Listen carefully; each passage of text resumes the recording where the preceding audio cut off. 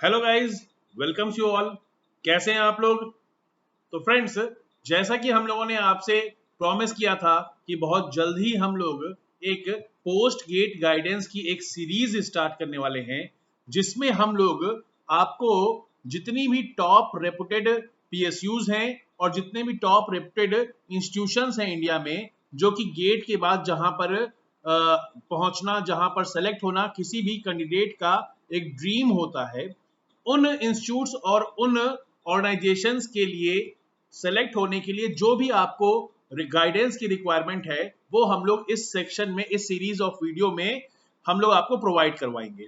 तो देखिए फ्रेंड्स, हमारी ऑर्गेनाइजेशन, ये जो हमारा चैनल है अनअकैडमी गेट मैकेनिकल, यहाँ पर हम लोगों का यही मानना है फ्रेंड्स कि किसी भी ऑर्गेनाइजेशन के बारे में अगर गाइड करना है, तो जो पहले से वहां पर पहुंच चुका है, जो पहले से वहां पर सेलेक्टेड है ऑलरेडी, वो जितनी आसानी, वो जितनी अच्छी तरीके से, जितने सही तरीके से एक पाथ बता सकता है, उतना अच्छे तरीके से और कोई डिस्कस नहीं कर सकता है। ठीक है फ्रेंड्स, तो जैसा कि आप लोग में से कई लोग मेरे पहले ही प्रीवियस स्टूडेंट रह चुके हैं और मुझे जानते भी हैं, माई सेल्फ सर्वेश श्रीवास्तव, मैं आप सभी का फिर से स्वागत करता हूं। और जल्दी से हमारे YouTube channel Unacademy GATE mechanical को आप लोग सब्सक्राइब कीजिए, इस वीडियो को अपने फ्रेंड्स के साथ शेयर कीजिए और हमारी इस वीडियो को लाइक कीजिए। ठीक है फ्रेंड्स, इन सब चीजों से हमें मोटिवेशन मिलता है। तो हम लोग आज से ये सीरीज स्टार्ट करने जा रहे हैं और इस सीरीज में वन बाय वन आपको एवरी डे एक बहुत ही एक इंटरेस्टिंग वीडियोस मिलती रहेंगी। ठीक है फ्रेंड्स, ओके देन, तो आइए स्टार्ट करते हैं अपना आज का सेशन। ओके फ्रेंड्स, तो जैसा कि ये हमारे इस सीरीज ऑफ वीडियो का, इस सेशन का ये पहला हम लोग ये लेक्चर लेकर के या पहला वीडियो लेकर के आ रहे हैं, तो यहाँ पर शुरुआत भी सबसे जबरदस्त, सबसे धांसू इंस्टीट्यूट से होनी चाहिए।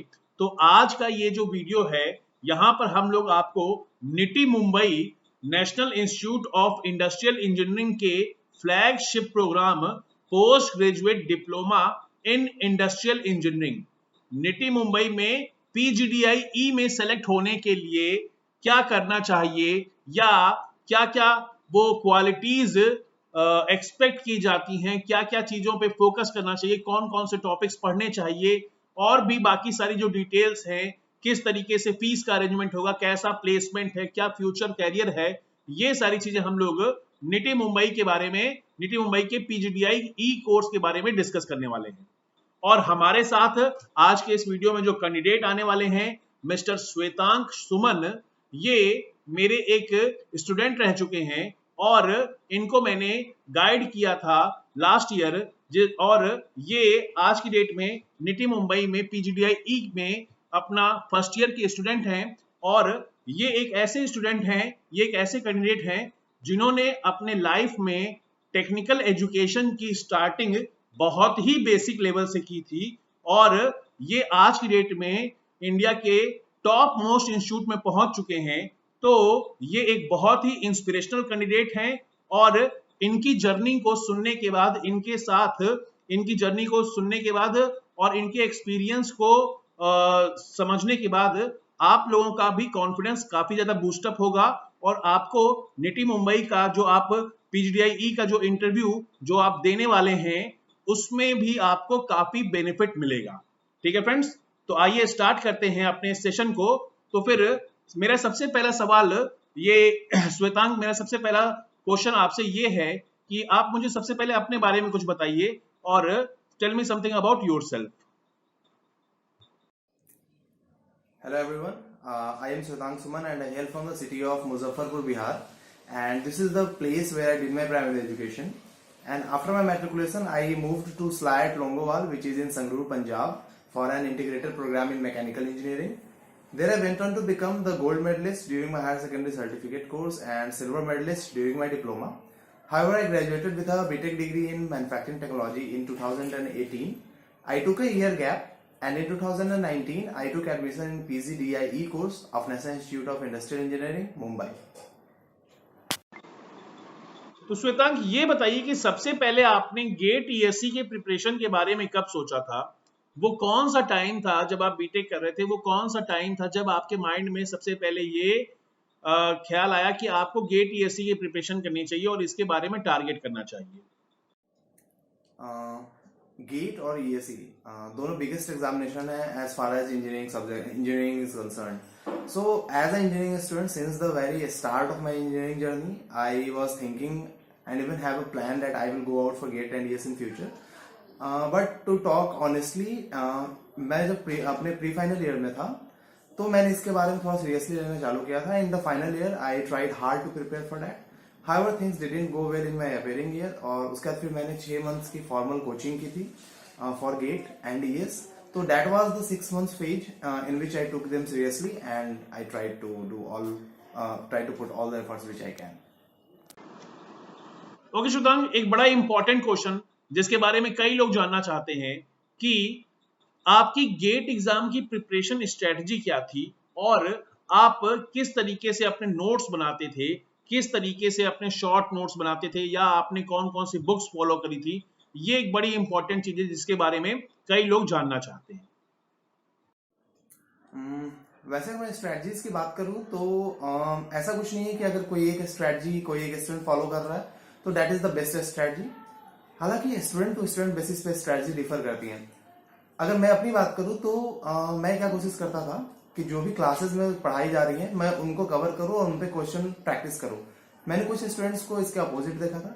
rather than practicing the question they try to prepare short notes so that at the same time during the making the short notes they get the whole revision what they have studied so far. तो strategies different हो सकती हैं. तो अगर मैं personal opinion की बात करूं, पर्सनल स्ट्रेटजी की बात करूं, तो मेरी स्ट्रेटजी ये रहती थी कि मैं since I was taking the coaching तो मैं क्लासेस जाता था. क्लासेस से लौटने के बाद मेरी कोशिश ये रहती थी कि whatever the thing which have been covered in the class I try to revise them in an hour और हाफ एन आवर. एंड उसके बाद मैं थोड़ा सा रेस्ट लेता था. एंड उसके बाद मैं जितने भी ज्यादा से ज्यादा क्वेश्चन प्रैक्टिस कर सकूं, whatever the question bank which I have taken, question series which I have taken, I just try to solve the more and more questions about that particular topic which I have covered in the day. तो मेरी strategy बस यही थी. और अगर मैं notes की बात करूं तो मैं जो क्लासेस करता था मैं बस क्लास नोट्स पे ही फोकस करता था. उसके अलावा मेरी कोशिश ये रहती थी कि अगर मैं किसी टॉपिक से फंस रहा हूं तो मैं यूट्यूब के वीडियो के थ्रू उसे क्लियर करूं. और हालांकि अगर मैं ऑनेस्टली बात करूं तो क्लास नोट्स ही मेरे लिए सफिशिएंट था. I didn't try to supplement it with anything else.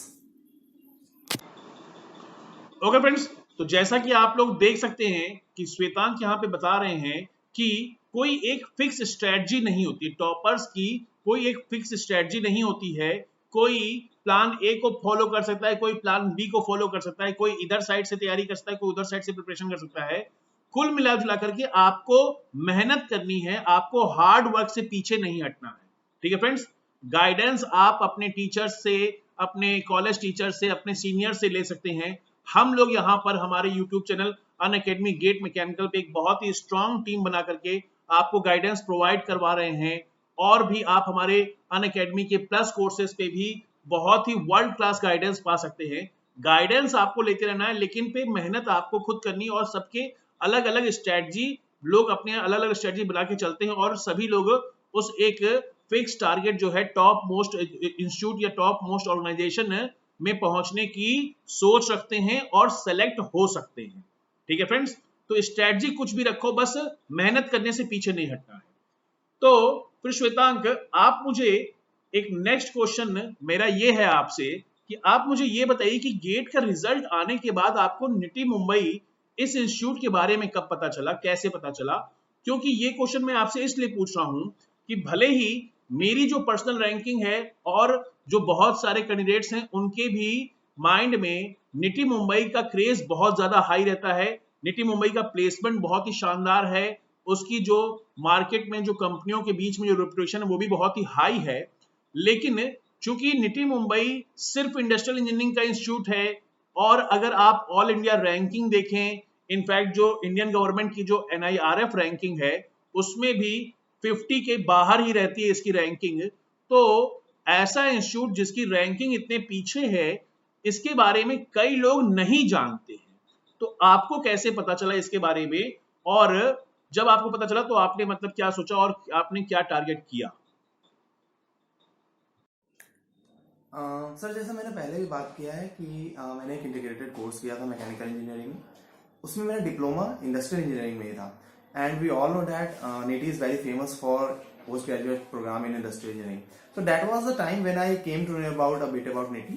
But अगर मैं डिटेल्स में बात करूँ, जब मुझे कब पता चला कि इसकी प्लेसमेंट कैसी है, what are the various factors, तो ये बातें मुझे पता चली थी when I was preparing for GATE and as during my coaching time. उस टाइम क्या था कि I saw there is lot of craze for NITI in the coaching institutions as well as the students who are reading. And then I become more fascinated about it and try to learn a lot about it. Okay Shwetank, अब ये next question है. ये जो हम लोग series चला रहे हैं, ये पोस्ट गेट गाइडेंस की, इस सीरीज के बारे में, ये जैसे कि जो कैंडिडेट्स होते हैं जो गेट एग्जाम दे लेते हैं, उनकी एक रैंक आ जाती है, चाहे अच्छी रैंक हो या फिर पीछे की रैंक हो, या फिर गेट क्वालिफाई ही ना किया हो, या फिर अंडर 100 रैंक आई हो, सिंगल डिजिट रैंक आई हो.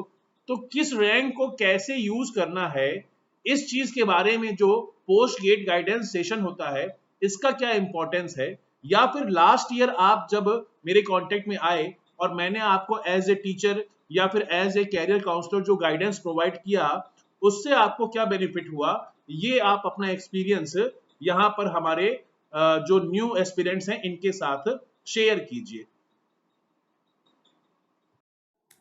Yes sir, I would first like to thank you that जब पिछले साल जब मैंने गेट क्लियर किया था, I had a contact with you and you help me like not only as a teacher or guide but as a guardian to me. You acted to even one of the serious questions which I have asked, you answered it politely.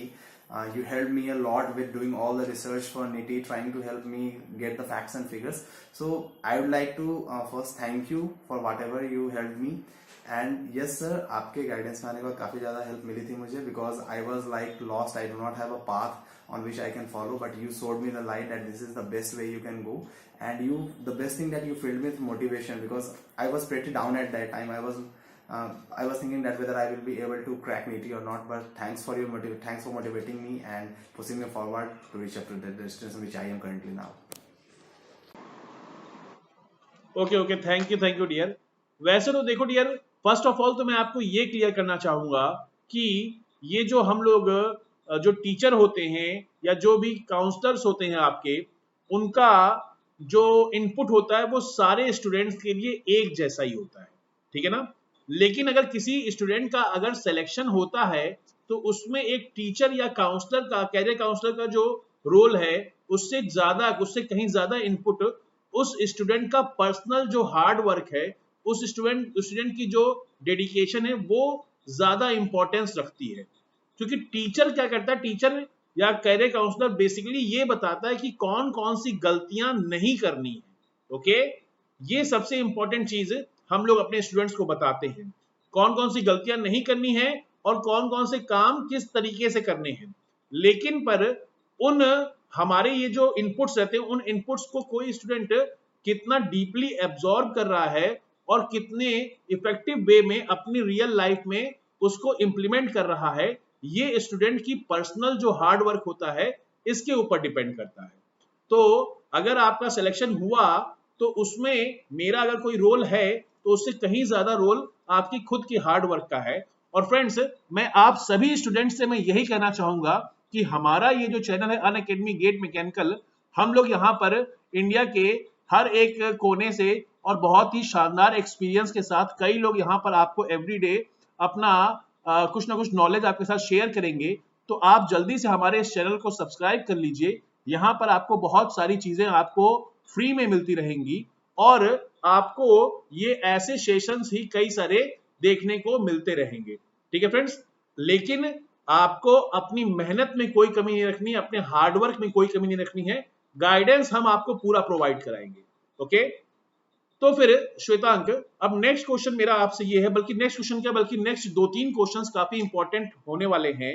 वो ये कि nitty Mumbai के selection procedure में जो GDPI होता है उसका क्या रोल होता है, या फिर आप जब निटी मुंबई के सिलेक्शन प्रोसीजर में टेक पार्ट करने के लिए वहां पहुंचे तो वहां पर GDPI का आपका एक्सपीरियंस कैसा रहा, ये चीजें जरा आप हमारे जो फ्यूचर एस्पिरेंट्स हैं उनके साथ शेयर कीजिए. जैसा कि सर हम सब जानते हैं कि for NITI GATE is the primary criteria. this is the first criteria which will get you a call for the next rounds. If I talk about the next round, GD and personal interview are the two factors, are the two stages which you have to go through for its final admission. हालांकि ये दो stages सिर्फ देखती हैं, but इनके अलावा कुछ और भी चीजें हैं जो वहाँ पर मैटर करती हैं. जब आप पीआई दे रहे होते हैं तो कुछ फैक्टर्स ऐसे रहते हैं जैसे what are your various achievements during academics, anything you have did which can be helpful in the field of your management, या फिर आपके एक्स्ट्रा करिकुलर एक्टिविटीज क्या थे. तो इन सब चीजों पे भी काफी गौर किया जाता है वहां पे ड्यूरिंग पीआई. हालांकि सिर्फ मैं अगर स्टेजेस की बात करूं तो GATE score card is the first stage, then followed by GD and PI at native premises. Apart from that, if I talk about the questions or whatever how the stage covers, then let me first talk about the GD. GD में क्या होता है कि जो भी recent topics अभी आ रहे हैं मार्केट में, like social media which is a very hot and common topic. Apart from that, Chandrayaan 2 which recently happened. तो जो भी normal से topics जो अभी recently evolve हो रहे हैं, that are taken as a base for the group discussion. And मैं पीआई की बात करूं तो they are basically focusing upon your background. Like मेरे बैकग्राउंड ऑटोमोबाइल में से मैंने हायर सेकेंडरी किया था, डिप्लोमा मेरे इंडस्ट्रियल इंजीनियरिंग में थी. तो मेरे फर्स्ट क्वेश्चन जो मैंने फेस किया था वो ये था कि how can you integrate industrial engineering in an automobile sector. तो बेसिकली उनका ये फोकस रहता है कि whatever the profile you have been, they will try to ask questions from that. Apart from that, they also follow some common HR questions like why are you taking up NITI, why not you are going in PSU, why management after GATE. So these are the few things which they try to cover in the PI. Yeah, so that's it. Okay friends, तो आप लोगों ने सुना कि श्वेतांग का क्या experience था GD और पीआई राउंड में. तो श्वेतांग, मेरा नेक्स्ट क्वेश्चन आपसे ये है कि जो सिलेक्शन टीम होती है, जो सिलेक्शन कमेटी होती है NITI मुंबई में, वो लोग किसी भी कैंडिडेट में क्या चीज वो लोग मेनली फोकस करते हैं, किसी भी कैंडिडेट को क्या क्या चीजें फोकस करनी चाहिए?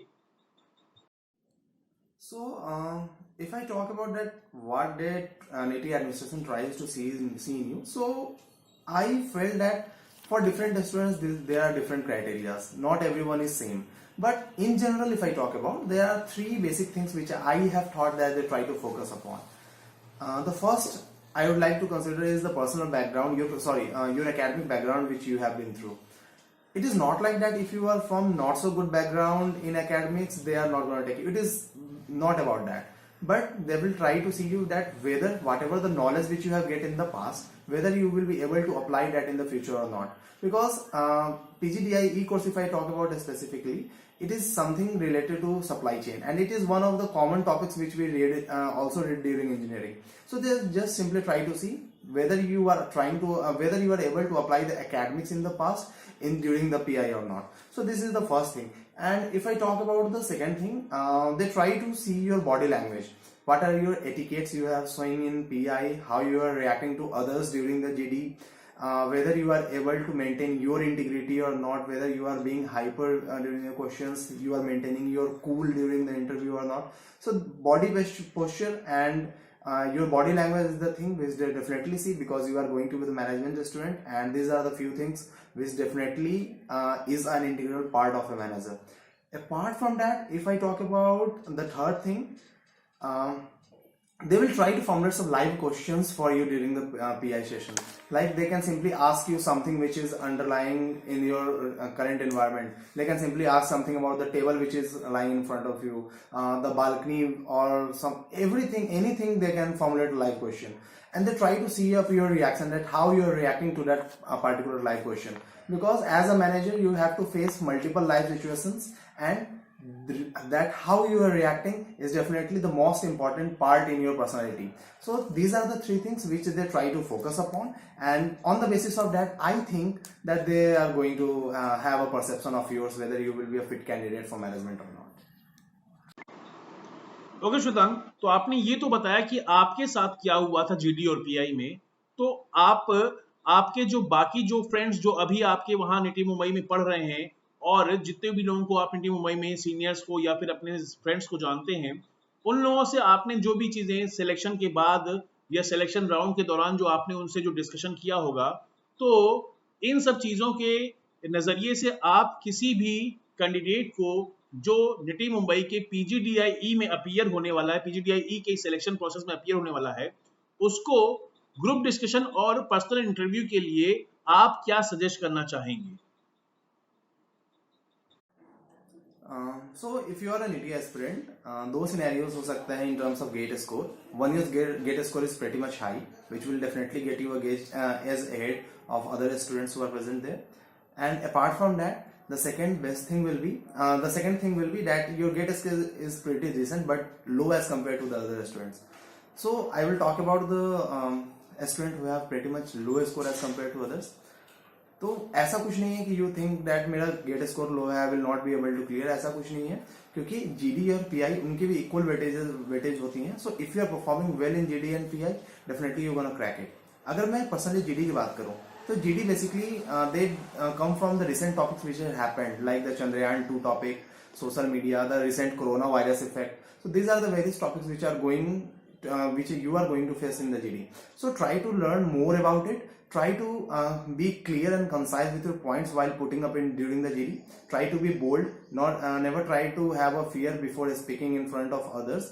Try to make more entries and clear entries. Do not try to cut others in GD. Try to respect others in GD. So these are the various things which you need to consider before going to GD at native premises. And if I talk about the person interview which is going to happen, for that, you simply need to be yourself. Just try to be natural. Do not beat around this. If you have done something significant, just say it, yes sir, I have been good in this. And if you are bad at something, never try to make false statements. Say clearly, I do not know sir this. So in the PI, just try to be yourself and try to show yourself as much as you can. Do not hide your personality, whatever you have been.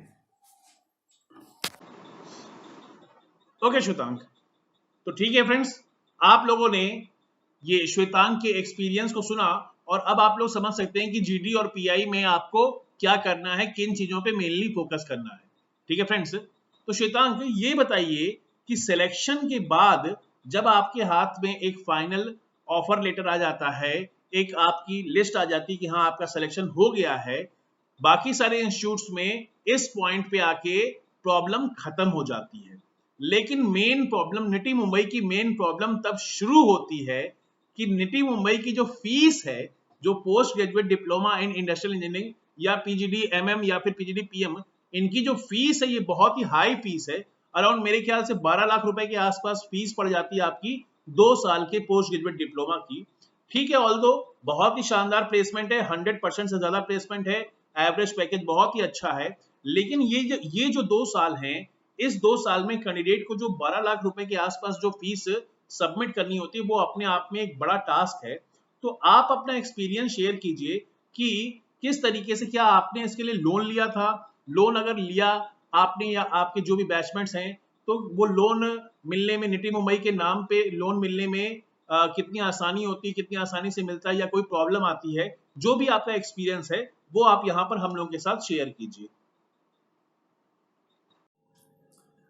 Well, NITI एक बहुत ही reputed institution है and taking a loan for a reputed institution is never going to be a problem. But अगर मैं specifically बात करूं तो मैंने SBI से लोन लिया था and SBI is also the campus registered bank for NITI. तो अगर मैं SBI के वेबसाइट पे आप जाके चेक करोगे तो NITI is registered as the A category institution. You do not need to put up any guarantee or any a guarantor for your loan purpose.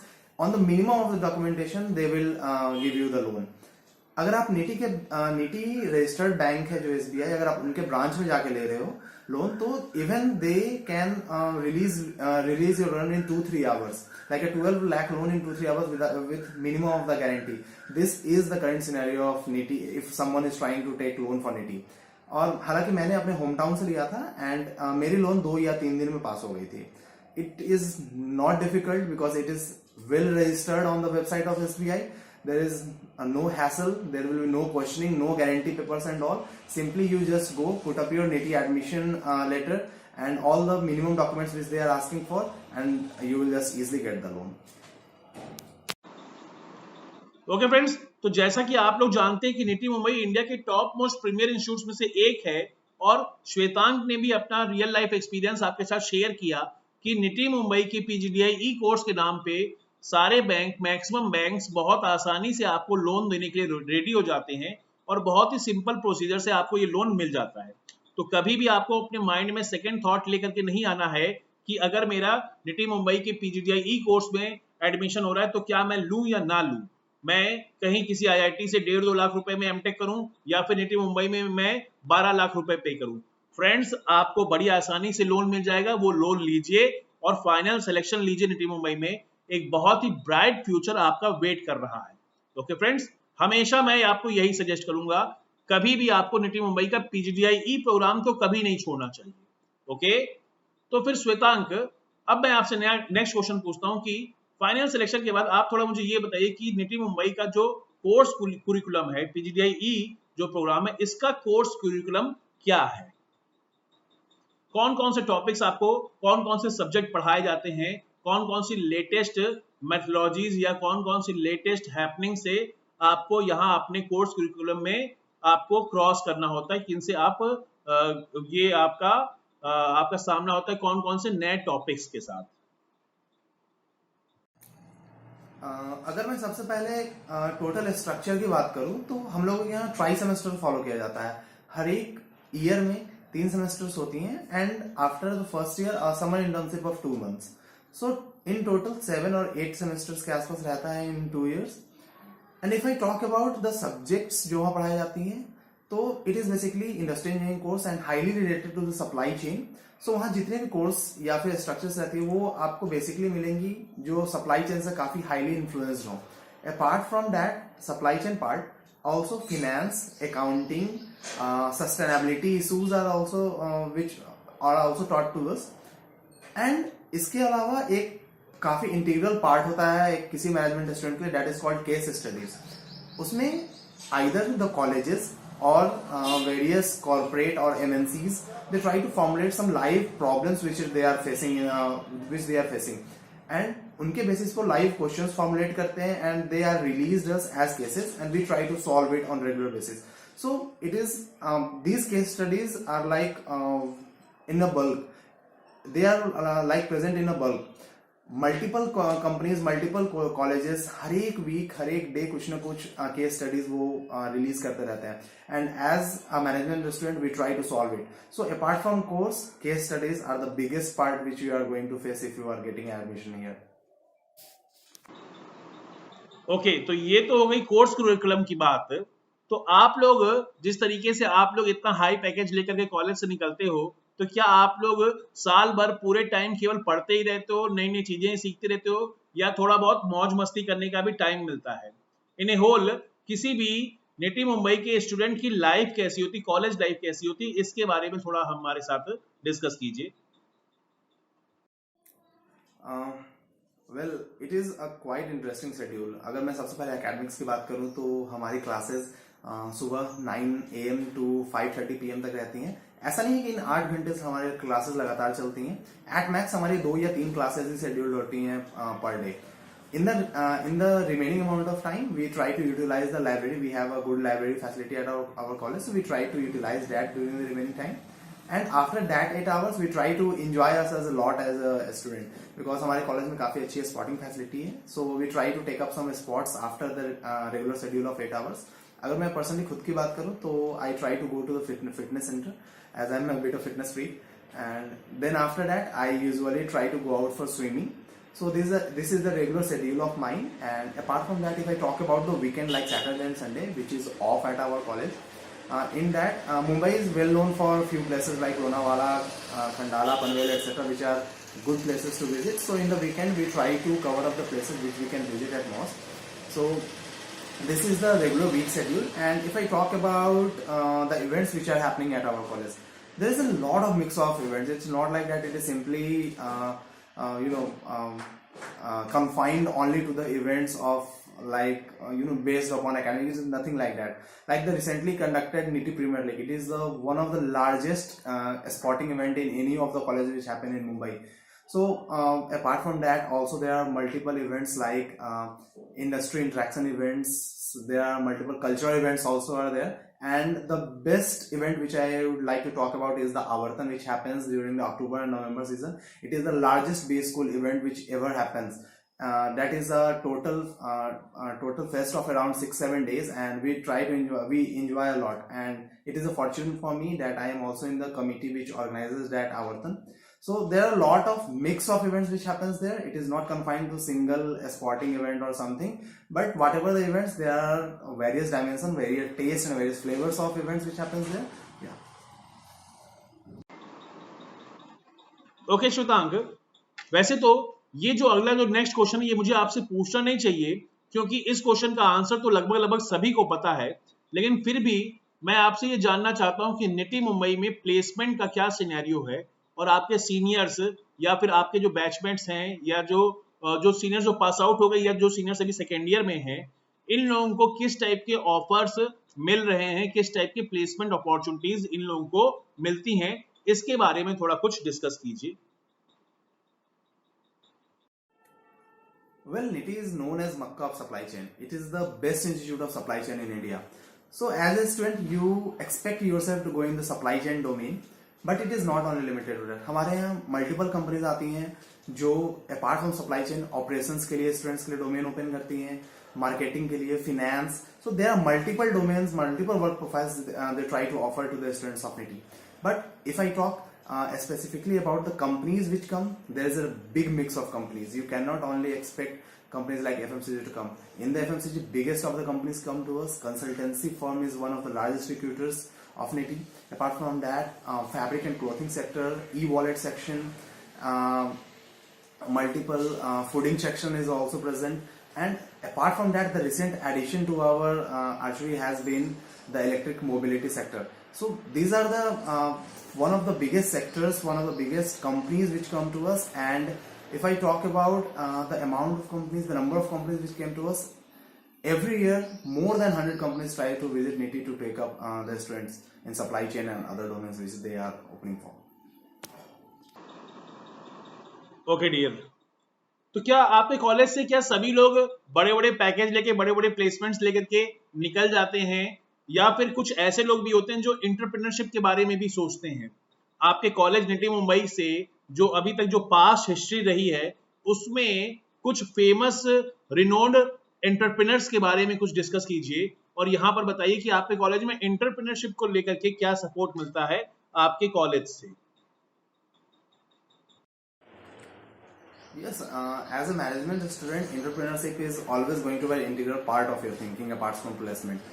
अगर मैं बात करूं कॉलेज सेक्शन की तरफ से भी, तो yes, we have an entrepreneurship cell which try to support each and every students idea which is coming out from a student idea which is coming out for develop an enterprise.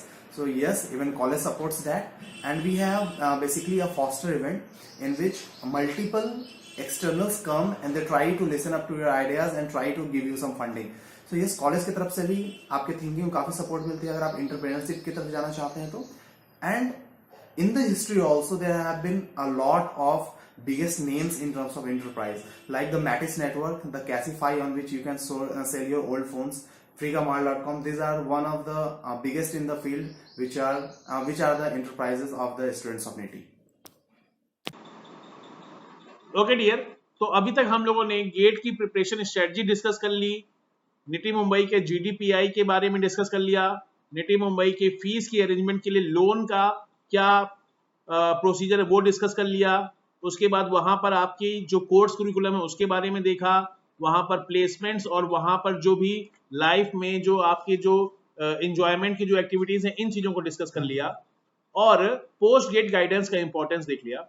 अब आप मुझे ये बताइए कि एक nitty Mumbai के PGDIE में जो स्टूडेंट फाइनली सेलेक्ट हो जाता है तो वहां पर उसको अपने आप को किस तरीके से ग्रूम करना चाहिए, उसको अपनी क्वालिटीज को किस तरीके से ग्रूम करना चाहिए, डेवलप करना चाहिए, और एक बिगेस्ट चैलेंज क्या होता है निटी मुंबई के PGDIE के स्टूडेंट के लिए, इस चीज पे थोड़ा सा आप कुछ डिस्कस कीजिए।